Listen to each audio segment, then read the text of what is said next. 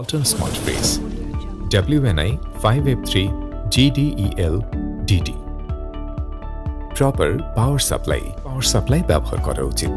ওয়ালটনের এই মডেলের ফ্রিজটির জন্য AC 220 ভোল্ট 50 হার্জ এবং সর্বনিম্ন 13 অ্যাম্পিয়ারের পাওয়ার সকেট বোর্ড ব্যবহার করা উত্তম।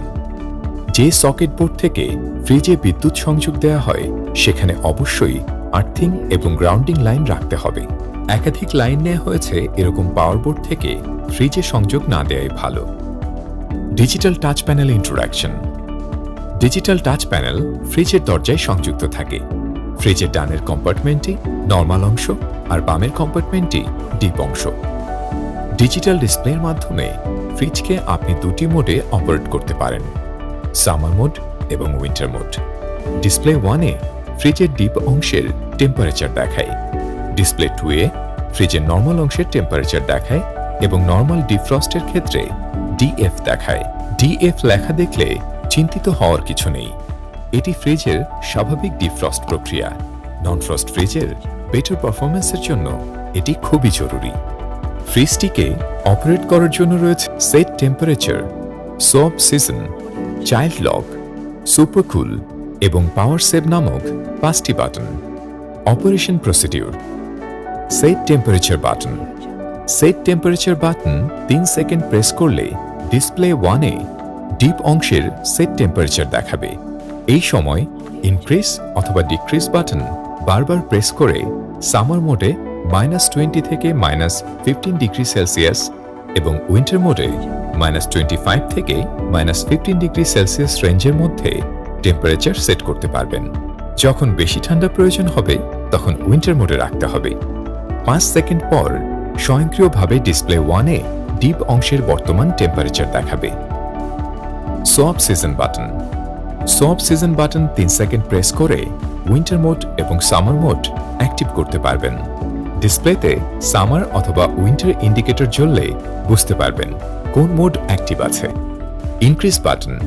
এই বাটনে প্রেস করে টেম্পারেচার অথবা সুপার কুলিং ঘন্টা বাড়াতে পারবেন। Decrease button. এই বাটনে প্রেস করে টেম্পারেচার অথবা সুপার কুলিং ঘন্টা কমাতে পারবেন। Child lock button. Child lock button 3 second press করলে চাইল্ড লক চালু হবে। ডিসপ্লেতে চাইল্ড লক ইন্ডিকেটর জ্বললে ফ্রিজের অন্য কোনো বাটন তখন কাজ করবে না। পুনরায় child lock button 3 second press করলে চাইল্ড লক বন্ধ হবে। Super cool button. Super cool button 3 second press করলে মোডটি চালু হবে এবং সুপার কুল ইন্ডিকেটর জ্বলবে।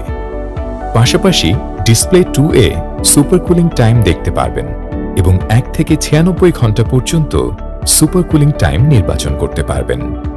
5 সেকেন্ড পরে স্বয়ংক্রিয়ভাবে ডিসপ্লে 2-এ নরমাল অংশের বর্তমান টেম্পারেচার দেখা যাবে।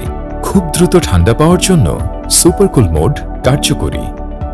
পাওয়ার সেভ বাটন। পাওয়ার সেভ বাটন 3 সেকেন্ড প্রেস করলে পাওয়ার সেভ মোড চালু হবে এবং পাওয়ার সেভ ইন্ডিকেটর জ্বলবে। পাশাপাশি ডিসপ্লে 1-এ ডিপ অংশের সেট টেম্পারেচার দেখা যাবে।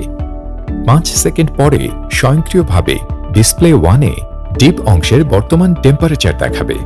পাওয়ার সেভ মোড সর্বোচ্চ বিদ্যুৎ সাশ্রয় করতে সহায়তা করে। Setting indicator.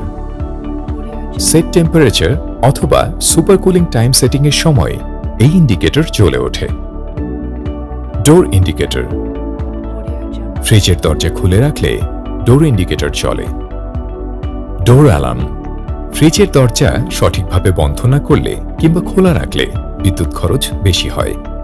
সচেতন করার জন্য নির্দিষ্ট সময় পর ডোর অ্যালার্মটি বাজতে থাকে। ড্যাম্পার নব সেটিং।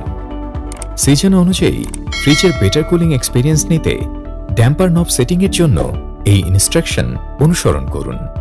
ফ্রিজের নরমাল ক্যাবিনেটের তাপমাত্রা সিজন অনুযায়ী সামার সিজনের ড্যাম্পার নব সেটিং স্ক্রিনে দেখানো এই রেঞ্জে রাখুন। উইন্টার সিজনে ড্যাম্পার নব সেটিং স্ক্রিনে দেখানো এই রেঞ্জে রাখুন আর তাপমাত্রা স্বাভাবিক থাকলে স্ক্রিনে দেখানো এই রেঞ্জে রাখুন। ওয়ালটন স্মার্ট ফ্রিজের ডিজিটাল টাচ প্যানেল অপারেশনের মাধ্যমে উপভোগ করুন আপনার স্মার্ট এক্সপেরিয়েন্স।